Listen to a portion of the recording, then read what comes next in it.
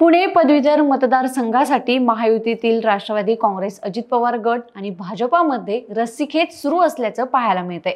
विद्यमान आमदार अरुण लाड यांचे चिरंजीव शरद लाड यांना पक्षात घेऊन उमेदवारीचा शब्द दिला आणि आता सांगलीचे पालकमंत्री तथा राज्याचे उच्च शिक्षण मंत्री चंद्रकांत पाटील यांनीच त्यांची उमेदवारी जाहीर केली। ताकाला जाऊन मोगा लपवण्यात काय अर्थ नाही असं म्हणत पाटील यांनी शरद लाड यांना पुणे पदवीधरचे भावी उमेदवार म्हणून संबोधलं। पुणे पदवीधर मतदारसंघ हा नेहमीच चर्चेत असतो। इथं पदवीधर मतदारांची संख्या मोठी आहे आणि राजकीय पक्षांसाठी ही जागा प्रतिष्ठेची आहे। सध्या महायुतीमध्ये भाजपा, अजित पवारांची राष्ट्रवादी आणि इतर घटक पक्ष आहेत, पण या जागेवर राष्ट्रवादीचा दावा आहे। वैद्यकीय शिक्षण मंत्री हसन मुश्रीफ यांनी भैया माने यांचं नाव पुढे करत अश्वमेध सोडल्याचं जाहीर केलं होतं। दुसरीकडे अजित पवार गटही सक्रिय आहे, पण भाजपानं लाड कुटुंबियांना आपल्या पंखाखाली घेऊन सर्वांच्या मनसुब्यांना पाणी फेरलं। त्यामुळे आजचा हा व्हिडिओ याच विषयावर। नमस्कार, मी आरती आणि तुम्ही पाहताय बखर लाईव्ह।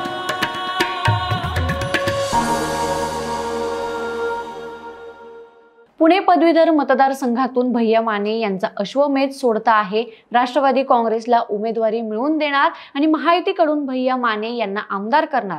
मंत्री हसन मुश्रीफ यांच्या या राणा भीमदेवी थाटातील घोषणेला भारतीय जनता पक्षाकडून ब्रेक लागण्याच्या हालचाली वेगावल्या आहेत, कारण पुणे पदवीधर मतदारसंघातील लढत भाजपाने प्रतिष्ठेची बनवली आहे।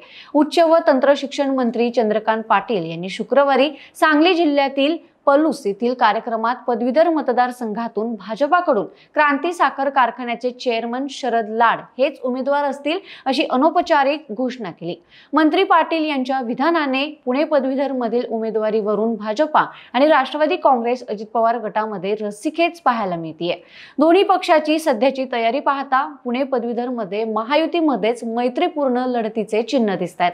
आता इतिहासात डोकावलं तर पुणे, सातारा, सांगली, कोल्हापूर, सोलापूर या 5 जिल्ह्यांमध्ये कार्यक्षेत्र पुणे पदवीधर मतदारसंघात आहे। या मतदारसंघात गेल्या 6 निवडणुकीपैकी 4 वेळा भाजपाने बाजी मारली आहे। मंत्री चंद्रकांत पाटील यांनी 2008 आणि 2014 मधील निवडणुकीत 2दा विजय मिळवला होता। 2020 मधील निवडणुकीत भाजपला या निवडणुकीत हार पत्करावी लागली। त्यावेळी महाविकास आघाडी अंतर्गत राष्ट्रवादी काँग्रेसचे उमेदवार अरुण लाड यांनी पुणे पदवीधरची लढत जिंकली। दरम्यान गेल्या 5 वर्षात राज्यातील राजकारणात उलथापालथ झाली। पहिल्यांदा शिवसेना, नंतर राष्ट्रवादी काँग्रेसमध्ये फूट पडली। आता राष्ट्रवादी अजित पवार पक्षाकडून पुणे पदवीधरची जय्यत तयारी सुरू आहे। मंत्री मुश्रीफ यांचे समर्थक व जिल्हा मध्यवर्ती बँकेचे संचालक भैया माने यांनी मतदार नोंदणी झपाट्याने सुरू केली। मंत्री मुश्रीफ यांनीच माने यांना उमेदवारी मिळवून देऊन त्यांना निवडून आणून आमदार करणार अशी घोषणा केली।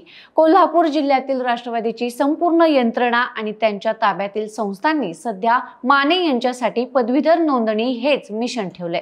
पण सध्या पुणे पदवीधरची जागा राष्ट्रवादीकडे असल्याने महायुती राष्ट्रवादी अजित पवार पक्षाच्या वाट्याला येईल असा मंत्र, पण सध्या पुणे पदवीधरची जागा राष्ट्रवादीकडे असल्याने महायुतीत राष्ट्रवादी अजित पवार पक्षाच्या वाट्याला येईल असा मंत्री मुश्रीफ व त्यांच्या समर्थकांचा दावा आहे। मुश्रीफ यांनीच पुणे पदवीधर मधून भैया माने यांचा अश्वमेध सोडलाय।